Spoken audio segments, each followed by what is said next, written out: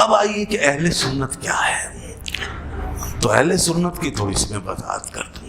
دیکھیے کچھ چیزیں ضروریات دین اور کچھ چیزیں ضروریات اہل سنت. میں مختصراً بات کروں گا، تفصیل تو بہت زیادہ ہے. ضروریات دین کا مطلب یہ ہے کہ جن پہ کھڑا ہونا کسی مسلمان کے لیے ضروری ہے. اگر اس میں سے کسی بات کا انکار کرے گا کوئی اور نہیں مانے گا کسی ایک بات کا بھی تو وہ کافر ہو جائے گا. یہ بات ذہن میں رکھیے. دین کے پر کھڑے ہونے قائم رہنے کے لیے کچھ ضروری چیزیں بہت ضروری ہیں.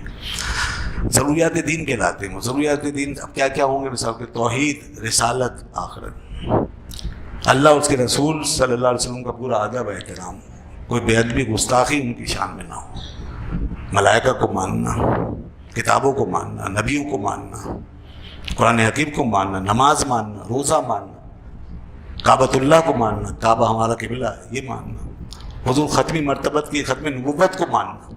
یہ ضروریات دین. یہ چند باتیں ہیں اور بھی ہیں اسی طرح.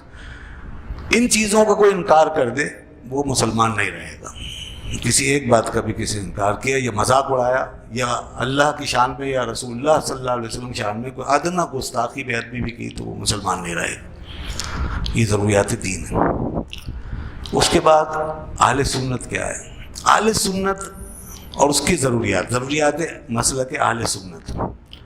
آپ کہیں گے اس کی کیا ضرورت پیش آ گئی؟ اس کی ضرورت اس لیے پیش آ گئی کہ جب دین کے اندر رہ کر کے کچھ لوگوں نے کچھ ایسے راستے اختیار کیے جس پہ نہ صحابہ تھے نہ تابعین تھے، یعنی اکابر و اسلاف نہیں تھے. جب کچھ لوگوں نے اس طرح نئے راستے بنائے، مسلک بنائے، تو وہ اپنے آپ کو مسلمان بھی کہہ رہے تھے، دین سے نسبت بھی جوڑ رہے تھے، مگر وہ صحابہ کے طریقے پہ نہیں تھے. صحابہ ایک طریقے پر تھے نا. مثال کے طور پر میں ایک اشارہ دے دیتا ہوں. حضرت عبداللہ ابن عمر رضی اللہ عنہما فرماتے ہیں، صحیح حدیث میں آیا کہ ہم رسول اللہ صلی اللہ علیہ وسلم کے زمانے میں سب سے افضل حضرت ابوبکر صدیق کو خیال کرتے تھے. یہ ایک طریقہ ہوگا.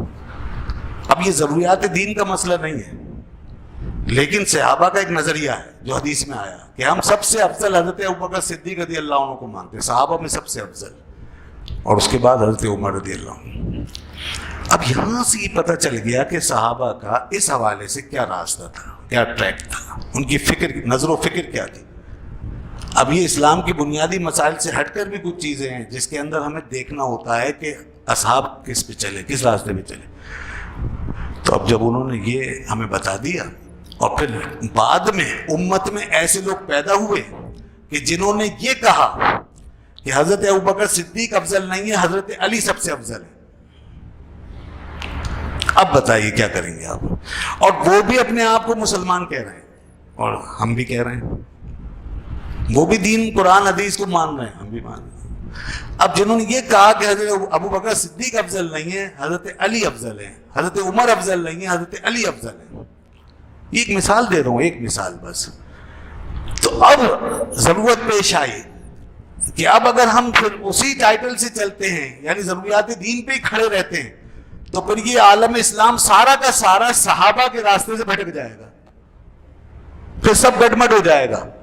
تو لوگوں کو واضح طور پر صحابہ کا نظریہ اور ان کا تصور اور ان کا مسلک یہ بابر کرانے اور اس کو دکھانے کے لیے پھر اس بات کی ضرورت پڑی کہ ہم نے ان باتوں، ان نئی نئی باتوں کے مقابلے میں پھر اہل اسلام نے صحابہ کی پیروی میں ایک راستہ لوگوں کو دکھایا. اس کا نام مسلک اہل سنت و جماعت رکھا، اس کو اہل سنت و جماعت کہا. یہ اس زمانے سے چل رہا ہے اہل سنت و جماعت.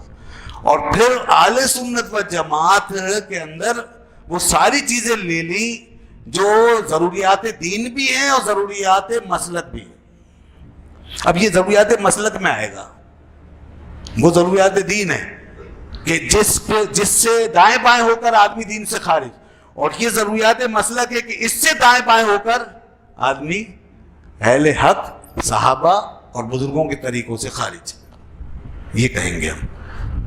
اس میں ضروریات مسلک میں جو دائیں بائیں ہوگا وہ دین سے خارج نہیں ہوگا، وہ اہل سنت سے خارج ہوگا، وہ بزرگوں کی رائے، سوچ اور فکر اور ان کے راستے سے خارج ہوگا، ان کے تصور سے ہٹ جائے گا، ان کے پیور طریقہ کار سے ہٹ جائے گا، وہ ایک نئی چیز میں چلا جائے گا. لہذا اس کو واضح ہونا ضروری ہے تاکہ جو حق ہے وہ پیورلی نظر آتا رہے، اور صحابہ کا جو طریقہ اور ان کی سنت ہے وہ واضح طور پہ دکھائی دیتی رہے، جس کے لیے رسول اللہ صلی اللہ علیہ وسلم نے ہمیں مجبور کیا اور حکم دیا کہ علیکم بسنتی و سنت الخلفاء الراشدین، لوگوں تم پر میری سنت بھی ضروری ہے اور میرے صحابہ کی سنت بھی ضروری ہے.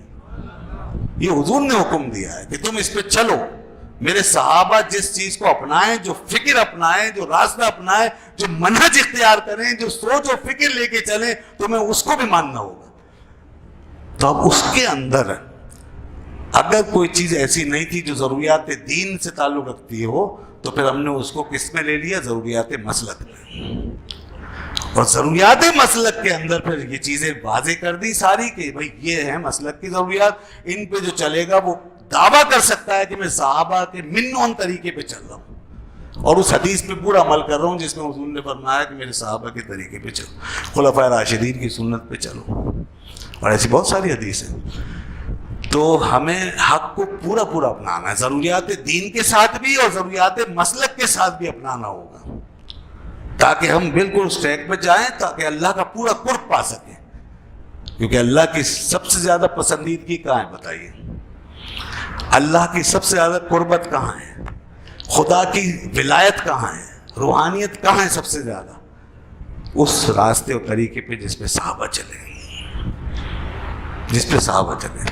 اس لیے حضور نے فرمایا اصحابی کلہم نجوم اقتدیتم اہتدیتم، میرے سارے صحابہ تاروں کی مانند ہیں، تم ان میں سے جس کی بھی پیروی کرو گے ہدایت پا جاؤ. حضور نے فرمایا اصحابی کلہم عدول، میرے سارے صحابہ عادل ہیں. یہ سب آیا. تو یہ ہے ضروریات مسلک، ضروریات اہل سنت، کہ اس پہ سے اگر کوئی ہٹتا ہے تو ہم اسے کافر تو نہیں کہیں گے، البتہ گمراہ کہیں گے، گمراہ ہو جائے گا. صحابہ کے طریقے، ہمارا مسلک ہمارا کچھ نہیں، ہمارا بنایا ہوا نہیں، ہمارا کوئی طریقہ نہیں، کسی کا طریقہ نہیں، کسی کی نہیں چل سکتی. مسلک یہ ہے جو صحابہ کرام سے اس طرح چلا، ان کی فکر پر اور ان کے اصولوں پر جو قائم ہے وہ ہے، اس کو کہتے ہیں اہل سنت و جماعت. اب اس میں جو چند چیزیں ہیں وہ یہ ہیں مسلک کے حوالے سے، ضروریات مسلک کی چند چیزیں میں آپ کی گوش گزار کرتا ہوں. مثال کے طور ایک تو بات یہی آ گئی کہ حضرت ابوبکر صدیق رضی اللہ عنہ کو سب سے افضل جانیں. ہم نبوت سے شروع کریں. اللہ کے نبی صلی اللہ علیہ وسلم کو تمام انبیاء میں سب سے افضل جاننا، یہ مسلک اہل سنت ہے. حضور صلی اللہ علیہ وسلم کو تمام نبیوں میں سب سے افضل جاننا. اگر کوئی حضور نبی کریم صلی اللہ علیہ وسلم کو تمام انبیاء میں سب سے افضل نہ جانے، کسی اور نبی کو رسول پاک صلی اللہ علیہ وسلم سے افضل جانے، تو وہ کافر تو نہیں ہوگا لیکن گمراہ ہو جائے گا، مسلک اہل سنت سے ہٹ جائے گا، کیونکہ یہ ضروریات اہل سنت ہے. ٹھیک ہے. ہاں آپ کی نبوت کا انکار کرے، ختم نبوت کا انکار کرے، وہ ضروریات دین کا منکر ہے، وہ دائرہ اسلام سے خارج ہو جائے. یا آپ کی شان میں کوئی گستاخی کرے، بیعت بھی کرے معاذ اللہ، تو وہ خارج. یہ چیز اسی طریقے سے حضور نبی پاک صلی اللہ علیہ وسلم کے لیے علم غیب ماننا، یہ ضروریات اہل سنت ہے. یہ ماننا کہ اللہ نے اپنے محبوب صلی اللہ علیہ وسلم کو سب سے زیادہ علم عطا فرمایا ہے. کوئی اگر یہ نہ مانے تو وہ اہل سنت سے نکل جائے گا. اسی طریقے سے یہ ماننا کہ رسول اللہ صلی اللہ علیہ وسلم وصال فرمانے کے بعد اپنی قبر مبارک میں زندہ ہیں، یہ ضروریات اہل سنت ہے. اب دیکھیے یہ ضروریات اہل سنت کا مطلب یہ ہو گیا کہ صحابہ کرام سے لے کر اب تک امت نے یہ عقیدہ رکھا ہے، یہ فکر ہے ثابت. اسی طریقے سے یہ ماننا کہ رسول اللہ صلی اللہ علیہ وسلم دنیا اور آخرت میں امت کا وسیلہ ہے، یہ ماننا. اسی طریقے سے یہ ماننا کہ یا رسول اللہ یا محمد صلی اللہ علیہ وسلم، یہ کہنا شرک نہیں ہے. یہ کہنا نہ شرک ہے نہ گمراہی، بلکہ جائز ہے. کوئی اگر نہیں کہتا اس کی مرضی ہے، یہ ایک عملی بات ہے کہ نہیں کرتا، نہیں کہتا نہ کہے. لیکن جو یہ کہے کہ شرک ہے، بدعت ہے، وہ پھر اوپر سے ٹکرا جائے گا، کیونکہ ہم احادیث میں دکھا دیں گے کہ صحابہ نے کہا اور امت نے کہا. یہ ضروریات اہل سنت ہے. یا رسول اللہ کہنے کو جائز مان. اس کے بعد آگے آئیے صحابہ کرام میں حضرت ابوبکر صدیق رضی اللہ عنہ کو سب سے افضل جاننا, پھر حضرت عمر کو, پھر اس کے بعد حضرت عثمان, حضرت علی کے معاملے میں اہل سنت کا اختلاف ہے. تو بعض اہل سنت حضرت علی کو افضل کہتے ہیں اور بعض بلکہ زیادہ تر حضرت عثمان کو افضل کہتے ہیں. تو یہ تو اہل سنت میں اختلاف ہو گیا اور یہ صحابہ سے ہی بات آگے بڑھی. تو اس میں کوئی وہ مسئلہ نہیں ہے کہ اگر کوئی فرد دلائل سے قائل ہے کہ حضرت علی حضرت عثمان سے افضل ہے تو اس کو کوئی کچھ نہیں کہہ سکتے, ٹھیک ہے. لیکن اوپر حضرت عمر, حضرت ابوبکر رضی اللہ عنہ, ان کے بارے میں یہ ضروریات اہل سنت ہے کہ ان کو تمام صحابہ سے افضل ماننا پڑے گا. اسی طریقے سے یہ بھی ضروریات اہل سنت ہے صحابہ سے محبت کرنا. کوئی صحابہ سے محبت نہ کرے, نفرت کرے, وہ اہل سنت نہیں ہے, وہ گمراہ ہے. اہل بیت کا احترام, ان کی محبت, اگر کوئی اہل بیت کو نہ مانے اور اسی طرح نبی صلی اللہ علیہ وسلم کی ازواج اور ان کی مقدس بیویوں کو کوئی نہ مانے, یہ اہل سنت سے خارج.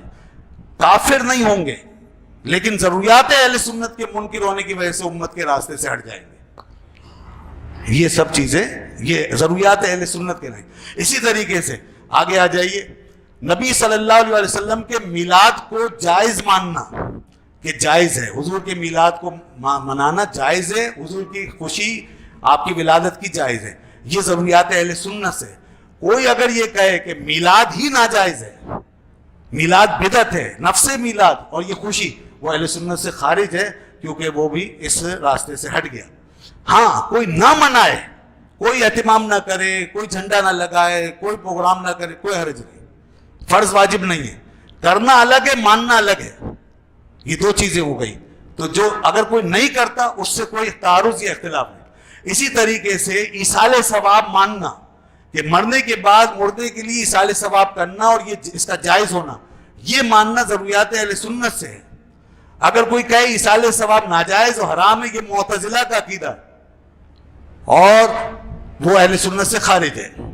ہاں کوئی سویم چہلم نہ کرے وہ ایک الگ بات ہے, نہیں کرتا کوئی بات, لیکن جو یہ کہے کہ سویم چہلم یا ایصال ثواب یہ بدعت و حرام ہے, وہ ضروریات اہل سنت سے خارج ہے, وہ ضروریات اہل سنت کا منکر ہو جائے گا. یہ چیزیں.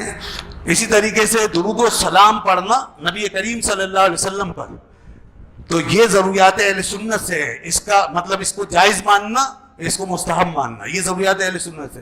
لیکن اگر کوئی نہیں پڑھتا اور نہیں بھیجتا درود تو وہ اس کا مسئلہ ہے, فرض نہیں ہے, لازم نہیں ہے, وہ نہ پڑھے الگ. لیکن جو یہ کہے کہ درود پڑھنا بدعت ہے, حرام ہے, صلاۃ و سلام پڑھنا بدعت ہے, حرام ہے, تو پھر یقیناً یہ اہل سنت کے اس کے خلاف ہے. اسی طریقے سے نعت شریف, رسول اللہ صلی اللہ علیہ وسلم کی نعت کہنا پڑھنا اگر ادب سے شریعت کے دائرے میں ہو تو دائرے شریعت, اس کو یہ کہنا ناجائز و حرام و بدعت اور وہ نہ مانے, نعت کسی بھی فارم میں نہ مانے, یہ ضروریات اہل سنت سے خارج ہے اور وہ ضروریات کا منکر ہے. ہاں وہ نہ پڑھے, کسی محفل میں نہ جائے یا نعت خوانوں کے انداز اسٹائل کی وجہ سے ان کو پسند نہ کرے, یہ ایک الگ بات ہے. موجودہ نعت خوانوں کے غلط طریقوں انداز کی وجہ سے وہ ان کو غلط کہے, یہ ایک الگ چیز. لیکن یہ کہے کہ نعت جس چیز کو کہتے ہیں یہ بدعت و حرام ہے, تو وہ قرآن کے بھی خلاف, حدیث کے بھی خلاف اور صحابہ اور پوری امت کے خلاف, کیونکہ نعت کا تصور اور کانسیپٹ دین میں موجود ہے. اسی طریقے سے اولیاء کرام کا احترام, ان کا نام ادب سے لینا, ان کا احترام بجا لانا اور اس کا قائل ہونا, یہ بھی ضروریات اہل سنت سے. کوئی بزرگوں کی توہین کرے جیسے صوفیاء کرام, مشائخ, علماء, یا تصوف اور طریقت کا انکار کرے جیسا کہ بعض آج جاہل لوگ انٹرنیٹ پہ بیٹھ کر اور ایک کمرے کے اندر لیپ ٹاپ لگا کے وہ کیا کیا بزرگوں کی شان میں خرافات و بکواسات کرتے نظر آتے ہیں, تو یہ ضروریات اہل سنت سے خارج ہے. کیونکہ بزرگوں کا ادب اور احترام یہ اہل سنت و جماعت کی نشانی ہے, اور یہ شروع سے احترام چلا آ رہا ہے, اور یہ قرآن سے بھی ہمیں ادب سکھایا گیا, حدیث سے بھی ادب سکھایا گیا. یہ ادب و احترام ہونا چاہیے. اگر کوئی ادب کی بجائے بے ادبی کرے تو وہ اہل سنت نہیں ہو سکتا. جیسے بزرگوں پہ لعنت بھیجے, ان کو گالی دے, ان کی برائی. ہاں علمی اختلاف اگر علماء کے درمیان ہو تو وہ ایک الگ چیز ہے, وہ الگ بات. لیکن گالی دینا, لعنت بھیجنا, ان کی توہین کرنا, مسلمہ بزرگوں کے بارے میں اس طرح کی بدگوئیاں کرنا, یہ اہل سنت نہیں ہو سکتے. یہ ضروریات اہل سنت سے خارج ہونے والے لوگ ہیں. تو یہ ہیں چند مثالیں. تو میں نے وضاحت کی یہ ہے ضروریات اہل سنت. ان پہ رہتے ہوئے کسی شخص کو ہم سنی کہہ سکتے ہیں. اہل سنت و جماعت اور صحابہ اور بزرگوں کے طریقے پہ چلنے والا. اور جو اس پہ نہیں ہے تو وہ اہل سنت سے خارج ہے, چاہے اسلام کے دائرے میں داخل ہے مگر گمراہ ہے. اسے گمراہ کہیں گے, اس کی فکر کو گمراہ کہیں گے, چاہے وہ کلمہ پڑھتا ہے, قرآن پڑھتا ہے, نمازیں پڑھتا ہے, تہجد پڑھتا ہے, حج کرتا ہے, بہت دیندار ہے, لیکن اس کی فکر گمراہ ہے. قیامت کے دن رب ذوالجلال جب آپ کی نماز کا سوال کرے گا اور آپ کے حج کا سوال کرے گا تو آپ کے عقیدے اور خیال کا سوال کیوں نہیں کرے گا؟ یہ بھی تو پوچھے گا وہ کہ بندے تو نے یہ میرے جو نبی کے اصحاب تھے ان کا راستہ, ان کی فکر کیوں چھوڑی؟ اس کا سوال بھی ہوگا اور اس کی سزا بھی بہت زیادہ سخت ہوگی. بد عملی سے زیادہ بڑی سزا ہے گمراہی کی. اس کے لیے ایک لمبا عذاب ہے جو قرآن و حدیث میں بیان کیا گیا. اللہ تعالی ہمیں ان گمراہیوں سے محفوظ رکھے. وآخر دعوانا الحمدللہ رب العالمین.